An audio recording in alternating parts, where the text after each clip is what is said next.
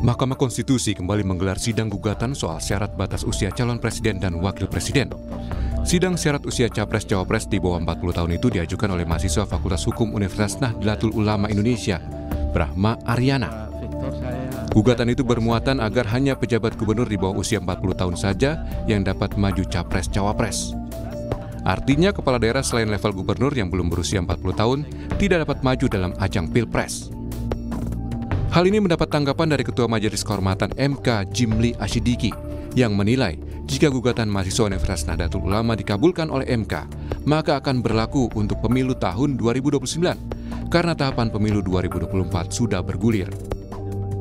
Nanti itu dikabulkan, bisa aja dikabulkan karena dia ada hak ingkar, dia minta supaya hakimnya cuma 8. Maka komposisi pengambilan keputusan bisa berubah.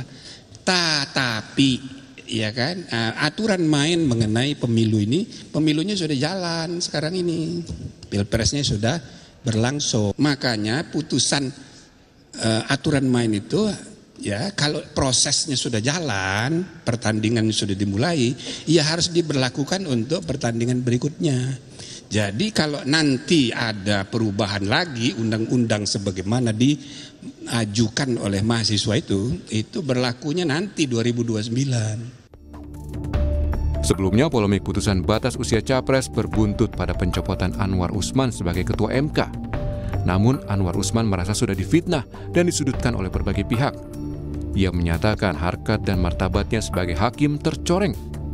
Anwar juga pantang mundur sebagai hakim konstitusi. Saat ini, harkat, derajat, martabat saya sebagai hakim karir selama hampir 40 tahun dilumatkan oleh sebuah fitnah yang amat keji dan kejam. Tetapi saya tidak pernah berkecil hati dan pantang mundur dalam menegakkan hukum dan keadilan di negara tercinta. Dalam sidang perdana gugatan baru usia capres-cawapres, penggugat diminta memperbaiki permohonannya. Namun penggugat meminta majelis hakim mempercepat pembacaan putusan gugatan ini karena ingin mendapat kepastian hukum soal legitimasi pemilu pasca sanksi etik terhadap Anwar Usman. Tim Liputan, Kompas TV.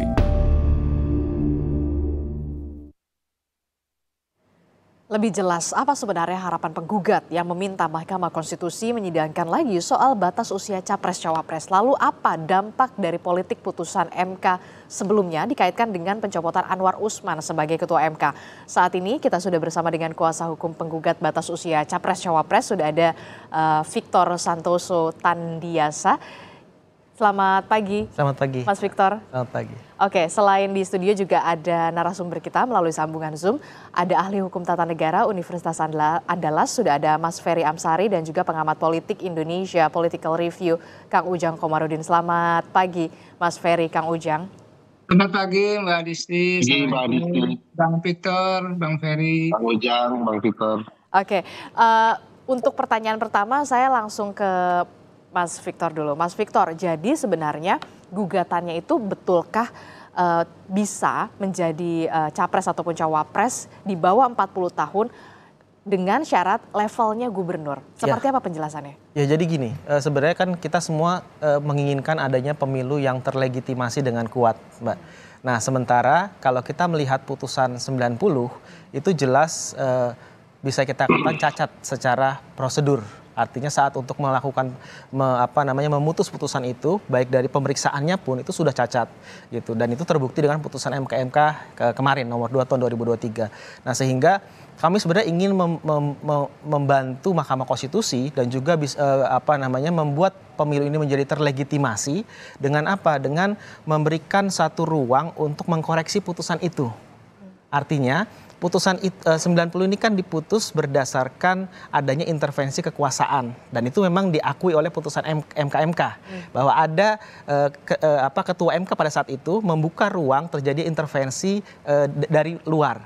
Nah sehingga kami sebenarnya menghendaki ada putusan yang benar-benar sesuai dengan hati nurani hakim tersebut untuk memutus. Salah satunya? Salah satunya putusan 141 inilah kita menginginkan ruang itu. Jadi kita menginginkan agar putusan 90 itu kemudian dikoreksi ulang melalui perkara 141 kita. Nah, kenapa? Karena kalau kita melihat dalam konteks seperti tadi pertanyaan Mbak Aristy tadi, kenapa kita kemudian minta pada level gubernur? Karena seharusnya memang itu yang termuat dalam amar putusannya. Kalau kita melihat dari sisi komposisi hakim, itu kan jelas sekali. Ada 5 hakim yang mengabulkan, 3 itu tidak menolak gubernur, tapi menambahkan jabatan pemilu, DPR sampai DPRD, dan juga wali kota. Sementara yang 2 tidak setuju dengan dua jabatan itu. Dan jabatan pemilu dan wali kota nggak setuju, hanya setuju gubernur. Artinya kalau mau melengkapi 5 suara terbanyak untuk bisa menjadi amar putusan, maka seharusnya yang lengkap adalah yang gubernur, bukan yang wali kota dan juga jabatan pemilu. Gitu. Bayangkan kalau jabatan pemilu bahkan 21 tahun bisa menjadi capres dan cawapres. Nah, ini kan cukup mengkhawatirkan gitu ya. Nah, dalam konteks ini kita melihat kalau misalnya kita melihat dari mekanisme pengambilan keputusan itu ada di pasal 45 ayat 5 Undang-Undang MK. Itu kalau tidak terjadi memang kalau tidak terjadi musyawarah mufakat dari suara terbanyak, maka itu ketua sidang pleno lah yang menentukan. Nah, kalau kita lihat dalam runutan penanganan perkara 29, perkara 55, perkara 51, ini Pak Ketua tidak hadir dalam sidang itu. Tapi dalam perkara 90, 91 dia hadir. Gitu. Nah, kalau dia hadir, otomatis ketua sidang plenonya adalah ketua MK. Nah, sehingga itulah yang kemudian bisa ditarik dari kesimpulannya adanya konflik kepentingan, adanya intervensi dari pihak luar. Inilah yang kemudian menguatkan bahwa pengambilan keputusan yang menjadi amar saat di dalam putusan 90 adalah karena adanya dua hal tersebut gitu. Termasuk juga terbaru adalah informasinya harus diperbaiki, betul? Iya. Apa yang perlu diperbaiki kembali? Baik dari proses persidangannya pun sebenarnya harus diperbaiki kembali, makanya kita melakukan proses pengujian ulang. Jadi kalau kita melihat dalam Undang-Undang Kekuasaan Kehakiman, di mana MK juga menjadi bagian dari pelaku kekuasaan kehakiman, di pasal 17 itu jelas kalau seandainya terjadi suatu putusan yang ada konflik kepentingan di dalamnya, maka itu batal demi hukum. Nah, masalahnya untuk menyatakan batal demi hukum kan harus ada lembaganya. Tidak bisa serta-merta publik mengatakan batal demi hukum. Harus ada lembaga yang menyatakan. Sehingga dengan adanya perkara 141 inilah yang kemudian nanti akan menjadi satu putusan yang bisa menyatakan bahwa putusan 90 itu dinyatakan batal dan kemudian yang berlaku adalah yang putusan 141. Sehingga proses penyelenggaraan pemilu ini menjadi terlegitimasi. Karena putusan 90 ini kan telah melahirkan PKPU nomor 23 tahun 2023. Nah, ini yang dijadikan dasar untuk syarat pencapresan. Kalau ini kemudian dasarnya cacat, maka pemilihnya akan menjadi cacat hukum. Gitu. Saya langsung ke Mas Ferry. Mas Ferry, kalau melihat tadi tayangan berita sebelum kita dialog, Pak Jimli Hasyidiki mengatakan kalau memang ada pengkoreksian soal putusan 90, kemudian putusan 90 yang baru ini akan diberlakukan di tahun 2029, bukan pemilu di 2024. Sebenarnya apakah mungkin ini berlaku di 2024? Jadi saya pikir pendapat Prof. Jimli itu tidak merepresentasikan Majelis Kehormatan Mahkamah Konstitusi. Karena kalau MK dia tidak akan mencampuri urusan Mahkamah Konstitusi baik di internal MK maupun sifatnya berupa putusan. Pernyataan beliau itu tidak relevan karena mengandung seolah-olah putusan MK itu harus diberlakukan ke depan atau di pemilu berikutnya. Karena bukan begitu alasannya. Kalau tahapan pemilu sudah berlangsung, sudah hampir 8 bulan lebih tahapan pemilu itu berlangsung. Putusan 90 dijatuhkan juga saat tahapan pemilu berlangsung. Tapi kalau alasannya dikatakan Prof. Jimli adalah dikhawatirkan bisa menimbulkan kekacauan pemilu. Menurut Anda sense? Kalau putusan 90 lebih kacau lagi dalam tahapan pemilu. Jadi tidak relevan alasan beliau itu karena bukankah MK dibentuk untuk memperbaiki kekacauan yang ditimbulkan putusan 90. Nah, sekarang setelah terbukti adanya pelanggaran hukum berat, maka tentu ada ruang bagi kita untuk memperbaikinya. Benar tidak bisa serta-merta karena MK bukanlah atasan Mahkamah Konstitusi, bukan peradilan yang bisa mengatur banding.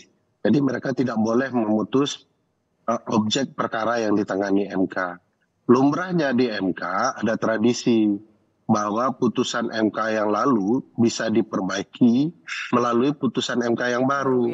Nah sekarang kan yang diajukan oleh teman-teman 141 ini, Mas Victor dan teman-teman, kan berupaya menjelaskan bahwa putusan 90 itu bermasalah karena ada alasan yang baru nih, yaitu putusan MK. Nah MK mestinya melihat bahwa putusan MK itu mengikat diri mereka, bahwa mereka telah terlibat melakukan pelanggaran etik. Kalau yang berat 1, tetapi 8 lain kan juga kena pelanggaran etik. Soal proseduralnya, soal-soal yang lain.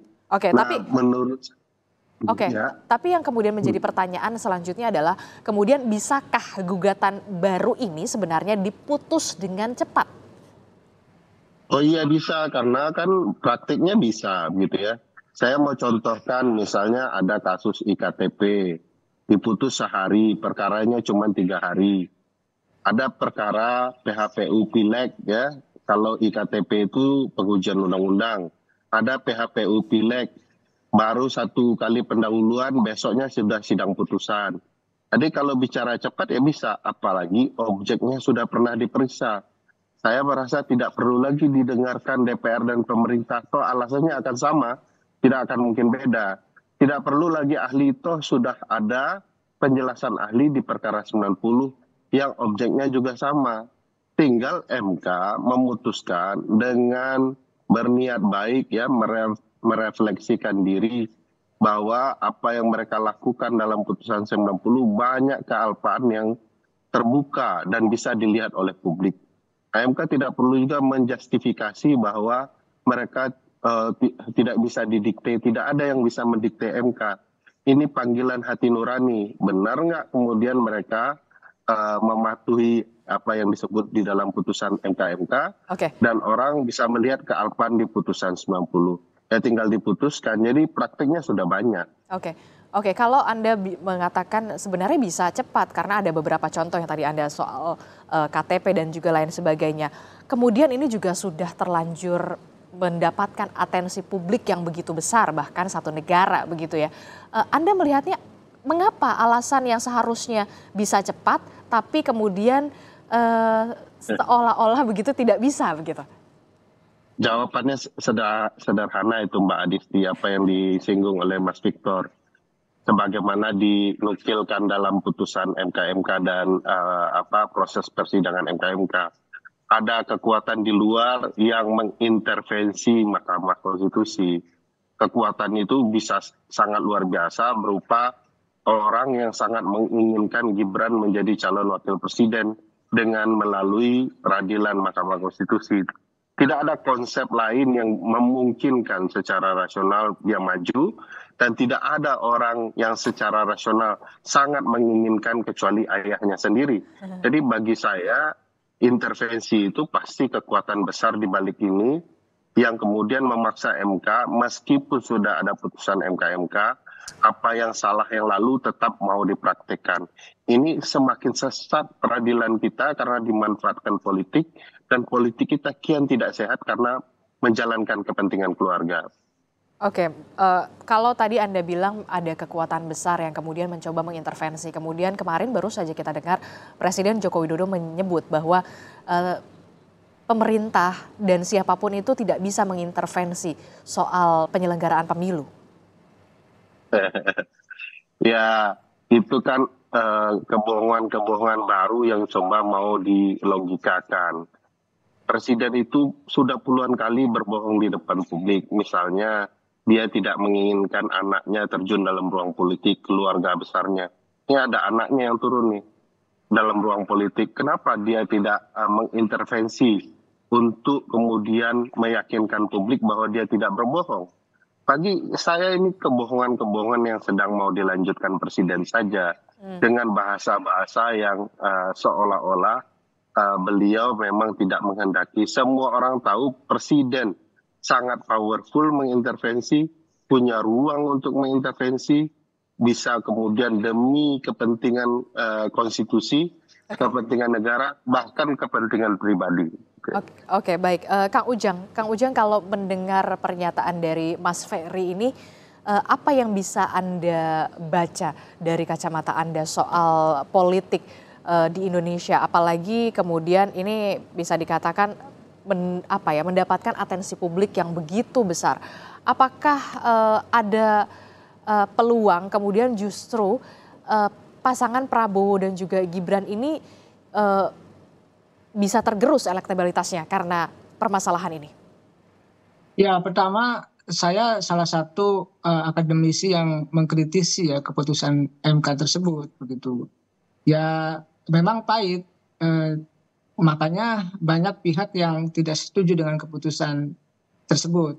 Nah, dalam konteks politik saya melihat ya perlu diuji kan, pasca misalkan Prabowo menggandeng Gibran gitu ya, pasca Gibran menjadi cawapresnya Prabowo, maka harus dilihat alat ujinya, parameternya gitu, indikatornya, variabelnya ya survei yang objektif.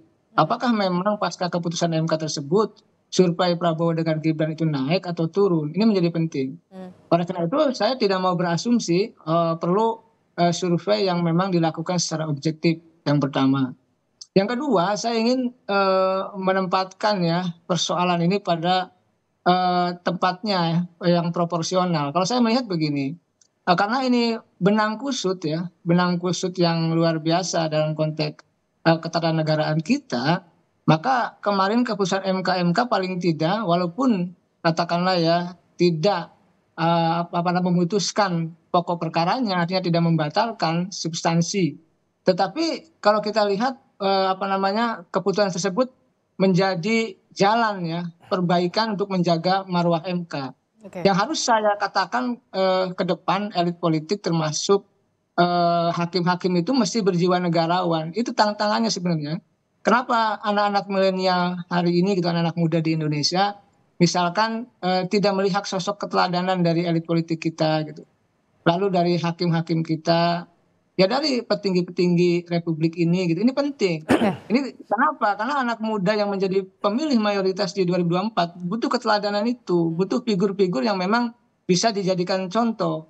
Oleh karena itu dalam konteks politik saya melihat ya aturan mainnya, rule of the game-nya ya harus jelas, harus berkeadilan. Ini yang sekarang dipersoalkan di Mahkamah Konstitusi.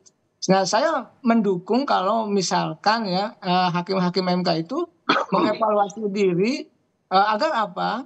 Ya agar mereka semua berjiwa negarawan gitu. Artinya berjiwa negarawan itu kepentingannya untuk kepentingan bangsa dan negara, bukan untuk kepentingan pihak tertentu. Itu yang paling penting. Karena kenegarawanan itu di atas semuanya, bukan di atas kelompok, golongan atau siapapun. Anda melihat untuk dampak dari perpolitikan Indonesia seperti apa? Karena belum dimulai pemilu sudah ada persengketaan semacam ini, perselisihan semacam ini. Kemudian rakyat sudah pintar untuk menilai bagaimana kemudian bisa dikatakan mengcounter distrust ini. Ya tadi bagaimana apa yang telah diputuskan oleh MK dijalankan, tentu tidak menyenangkan pihak tertentu dan tidak menyenangkan semua orang. Tetapi itu jalan yang terbaik bagi saya ya, bagi kita semua untuk melihat menjaga marwah MK itu. Kalau misalkan MK-nya tidak bisa tidak bisa kredibel ya, tidak bisa menjaga integritas dan profesionalisme, maka persoalan produk-produk hukum yang dihasilkan itu legitimasinya akan rendah. Masyarakat tidak akan percaya. Oleh karena itu dalam konteks pemilu ya, dalam konteks politik itu kan butuh kepastian hukum. Butuh regulasi yang jelas gitu. Ya saya kembali Mbak ke persoalan MK ini ya, soal gugatan Mas Victor ya temannya gitu. Ya saya ikuti betul hari Rabu yang lalu gitu, bahwa memang kan ada revisi perbaikan. Tapi persoalannya memang yang agak khawatir adalah kalau perbaikannya itu diminta di hari Selasa kalau nggak salah 21 gitu ya. Walaupun teman-teman mahasiswa ingin cepat, Mas Victor mengatakan seperti itu. Nah itu kan penetapan capres cawapres tanggal 13. Dan pengundiannya tanggal 14. artinya sudah lewat juga dalam konteks proses persidangan di MK tersebut gitu. Oke. Nah, oleh karena itu saya melihat gitu ya, ini berpacu dengan waktu ya, karena tadi ya kita memang ingin melihat bahwa legitimasi pemilu ini memang harus tinggi, karena itulah rasa kepercayaan. Karena Oke. kalau masyarakatnya distrust ya, tidak percaya gitu terkait dengan MK, termasuk dengan juga persoalan pemilu, ini akan menjadi persoalan, bisa menjadi konflik. Betul. Oleh karena itu untuk menghindari konflik itu ya kita harus percaya dengan penegakan hukum ke depan. Oke. Apapun keputusannya nanti ke depan itu harus kita percaya seperti itu. Oke. Mas Victor dan juga Brahma ini kemudian bisa dikatakan seolah-olah berburu dengan waktu, mengejar waktu. Walaupun Prof. Jimli mengatakan kemudian ketika putusan 90 ini dikoreksi, hasilnya akan seperti apa, diberlakukan di pemilu berikutnya. Itu artinya 2029. Pesimiskah Anda? Jangan dijawab dulu, tetap bersama kami di Sapa Indonesia Pagi. Terima kasih Anda masih bersama kami di Sapa Indonesia Pagi. Saudara, kami masih melanjutkan dialog kita di pagi hari ini bersama dengan Mas Victor selaku kuasa hukum dari penggugat. Kemudian juga ada Mas Ferry Amsari dan juga ada Kang Ujang Komarudin. Saya ke Mas Victor dulu. Mas Victor, ini kan tadi disebutkan kemudian seharusnya memang bisa cepat prosesnya. Tapi kemudian Prof. Jimli mengatakan ketika putusan ini nanti dirubah atau dikoreksi begitu, nah hasil putusan 90 ini baru bisa diberlakukan di pemilu berikutnya. Apakah Anda masih optimis? Kami sebenarnya punya niat baik ya untuk bisa memberikan MK ruang untuk membangun kepercayaan publik. Karena kalau tidak seperti itu maka nanti bagaimana nasib perselisihan hasil pemilihan umum yang kemudian masih dinaungi dengan ketidakpercayaan publik yang begitu besar sampai saat ini. Dan terkait dengan pernyataan Prof. Jimli, memang saya juga sebenarnya cukup sedikit menyesalkan. Kenapa? Karena harusnya itu tidak keluar dari seorang ketua MK. Karena bukan ruangnya itu untuk kemudian menyimpulkan bahwa putusan ini akan berlaku ke depan. Karena dalam beberapa praktek putusan MK juga bisa berlaku surut bahkan gitu. Nah, kalau dalam konteks pesimis atau optimis, kami tentunya tetap harus optimis dalam menangani perkara ini. Karena apa? Sebenarnya tanpa kita perbaikan pun kalau MK punya itikat baik untuk memberikan kepercayaan, mengembalikan kepercayaan publik kepada MK dengan waktu yang cepat, maka seharusnya MK bisa saja langsung memutus gitu dan tidak perlu melihat posita kita, dia bisa membantu seperti putusan 90 kan seperti itu. Bagaimana kita melihat positanya, lalu kemudian bagaimana MK membangun pertimbangan hukumnya, itu kan sangat jauh sekali sebenarnya, tapi MK membantu untuk kemudian mengakomodir keinginan dari pemohon. Nah, artinya ini juga bisa dilakukan seharusnya dalam perkara 141.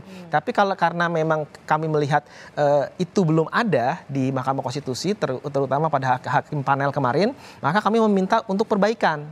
Jangan sampai nanti ada celah yang tidak yang bisa digunakan untuk menolak permohonan kita atau bahkan tidak menerima misalnya, karena kemarin juga legal standing juga cukup dipermasalahkan oleh hakim MK. Padahal sama-sama apa yang dipermasalahkan legal standingnya? Ya artinya harus dilihat ada keterkaitan yang cukup erat antara pemohon sebagai mahasiswa dengan pasal yang mengatur tentang syarat capres. Padahal kalau kita melihat putusan 90 itu tidak terlalu dipersoalkan. Kan diajukannya juga salah satu mahasiswa. Sama-sama mahasiswa gitu. Nah, sehingga kami membutuhkan perbaikan, tapi kami sudah mengatakan di sidang kemarin, hari ini kita akan masukkan perbaikan. Nah, hari ini jam 2 siang kita akan masukkan perbaikan. Tujuan kita agar apa? Agar MK bisa segera RPH dan memutus. Gitu. Itu kalau memang MK lagi-lagi punya itikat baik untuk mengembalikan marwah Mahkamah Konstitusi. Oke. Saya ke Mas Ferry. Mas Ferry pasti kemudian menyaksikan juga kemudian kemarin pernyataan dari Pak Anwar Usman soal yang menyatakan bahwa ini adalah salah satu bentuk untuk intervensi, kemudian membunuh karakter, dan ia akan tetap bisa dikatakan pantang mundur. Anda melihatnya seperti apa? Iya. Pertama saya mau respon dulu pernyataan Prof. Jimli baru ke Pak Anwar Usman. Kalau logika Prof. Jimli itu kita benarkan bahwa seluruh putusan MK yang ada di dalam tahapan berlaku 2029 maka sudah pasti putusan 90 PUU 21 Romawi tahun 2023 juga diberlakukan 2029. Sebab putusan ini dijatuhkan ketika tahapan berlangsung. Jadi kalau ada yang memakai pendapat Prof. Jimmy, saya setuju juga kalau putusan 90 itu diberlakukan 2029. Nah, kalau soal Pak Anwar Usman, saya meyakini sederhana ya, bahwa tentu orang boleh menyampaikan curah hatinya ya, yang terdalam karena baru saja dipecat menjadi orang nomor 1 di Medan Merdeka Barat, gedung Mahkamah Keluarga menurut Google Map ya, yang menurut saya ya diperbolehkan. Tetapi ya kalau dilihat sifat negarawan, satu-satunya penyelenggara negara yang dipersyaratkan diisi oleh negarawan menurut pasal 24C Undang-Undang Dasar ya hanya hakim konstitusi. Bahkan presiden pun tidak dipersyaratkan seorang negarawan. Kalaulah seorang negarawan dinyatakan bersalah, dia harus bercermin besar kepada dirinya sendiri bahwa dia memang bersalah, ada putusan peradilannya. Jadi bahkan kalau saya lihat ya, kalau kemudian hakim-hakim konstitusi berupaya menunda-nunda perkara 141 ini juga bukan menunjukkan negarawan. Padahal ada maksim hukumnya ya, ada gium hukumnya. Justice delay is justice denied ya. Menunda-nunda keadilan, proses hukum adalah ketidakadilan itu sendiri. Jadi 9 orang ini akan diduga kian terpuruk ya, melakukan pelanggaran etik karena mengikuti kepentingan politik. Semakin hari semakin terlihat wajah kepentingan politik sedang mengintervensi MK. Jadi jangan sampai nanti akan ada proses MK kedua melaporkan bahwa hakim konstitusi sedang menunda-menunda persidangan, termasuk apa yang sudah dilakukan Pak Anwar Usman. Boleh curhat, tetapi jangan berlebihan mengatakan bahwa putusan MK itu adalah bagian dari fitnah. Itu juga pelanggaran etik baru gitu ya. Oke, walaupun memang Majelis Kehormatan MK sudah menyatakan memang ada pelanggaran etik dan terbukti melanggar etik, kemudian Anda bisa menilainya apakah budaya malu di Mahkamah Konstitusi ini sudah hilang? Ya, saya pikir begitu ya. Beberapa kali kita melihat ya bagaimana MK melakukan persidangan-persidangan yang menunjukkan tidak konsistennya MK ya dalam putusan-putusannya terdahulu, maka orang kemudian menuding MK punya kepentingan politik luar biasa. Dan hari ini kita makin melihat wajah tak etisnya hakim MK dalam berbagai tindakan. Sebagai mantan ketua MK ya harusnya Pak Anwar Usman ketika katakanlah ya dilanda masalah begini, ya beliau harus menunjukkan sikap negarawannya dengan kemudian sangat legowo menerima apa yang sedang terjadi. Bahkan kalau mau dirunut betul ya putusan MK ini kan sedikit menguntungkan beliau. Beliau masih berada menjadi hakim konstitusi dengan berbagai pertimbangan ya untuk mencegah tidak rumitnya masalah. Tetapi sikap kemudian menentang, menuduh fitnah itu bagi saya agak konyol ya di tengah publik melihat nyata sekali relasi kekeluargaannya antara dia dan Gibran. Kalaupun dia mau mengatakan ini fitnah, maka tentu tudingan itu sebenarnya sudah mengarah kepada dirinya sendiri. Bahwa dia sendirilah yang kemudian melakukan fitnah-fitnah, terutama bagi konstitusi kita yang ada dan tegas jelas di dalam Undang-Undang Dasar bahwa penyelenggaraan negara itu harus, terutama kekuasaan kehakiman harus merdeka. Nah yang kemudian juga itu satu permasalahan yang bisa dikatakan lain begitu. Nah kalau bisa dikatakan putusan ini 90 bisa diberlakukan di 2029, berarti bukan di pemilu 2024. Lantas kemudian what's next? Bagaimana selanjutnya? Apa yang bisa dilakukan oleh bisa dikatakan sejumlah pihak yang masih mencari keadilan? Apakah akan menggugat di PT UN dengan objek yang berbeda atau seperti apa langkah selanjutnya?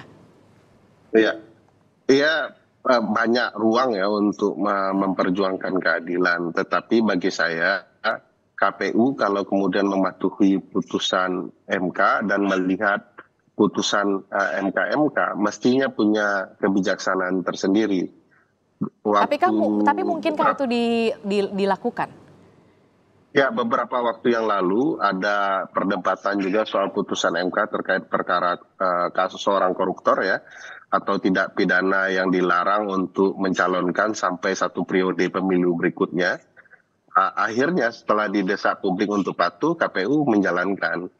Jadi kalau KPU konsisten menjalankan kepentingan publik, mestinya ya KPU mengabaikan putusan 90 karena terbukti putusan itu dijatuhkan karena melanggar etik, agar kemudian perdebatan konstitusional mengenai calon wakil presiden kita yang merupakan anak presiden bisa terhindari dan kita betul-betul menghadapi pemilu dengan baik. Oke, tapi ini bukan upaya untuk menghalangi Mas Gibran ya, ini upaya untuk menegakkan nilai-nilai konstitusional. Tapi kan kalau dibilang katanya putusan MK ini final dan mengikat, apakah mungkin dilakukan oleh KPU? Makanya saya menjelaskan bahwa memang di dalam putusan pasal 24C Undang-Undang Dasar dan pasal 10 Undang-Undang MK ini final, penjelasannya menyebut binding begitu ya. Tetapi ada tradisi di MK, berbagai putusannya yang dianggap salah itu diperbaiki oleh putusan yang baru. Jadi ini kesempatan MK, betul Mas Victor, menurut saya ini kesempatan penting bagi MK mengembalikan marwahnya dengan memperbaiki putusan 90 melalui putusan 141. Kalau kesempatan ini hilang, ini kehilangan momentum, orang akan memindahkan ya relasi dinasti politik yang awalnya antara keluarga Jokowi dan Anwar Usman, sekarang dengan keluarga Jokowi dan Mahkamah Konstitusi secara menyeluruh. Jadi bagi saya hakim-hakim konstitusi juga mestinya bijaksana dan tidak takut intervensi siapapun. Jangan kalau kepada warga negara biasa seperti Mas Victor diketatkan legal standingnya, tetapi kepada orang yang berkaitan dengan kepentingan keluarga presiden dilepaskan legal standingnya. Saya kemarin menguji undang-undang juga berdasarkan putusan MK 112 soal pimpinan KPK, sama persis dengan dasar hukum yang digunakan dalam putusan 90. Nah, pertanyaan besarnya kenapa kami publik dimintakan buktikan bahwa telah terjadi ketidakadilan yang tidak dapat ditoleransi sehingga MK bisa memutuskan perkara open legal policy, dimintakan kepada saya.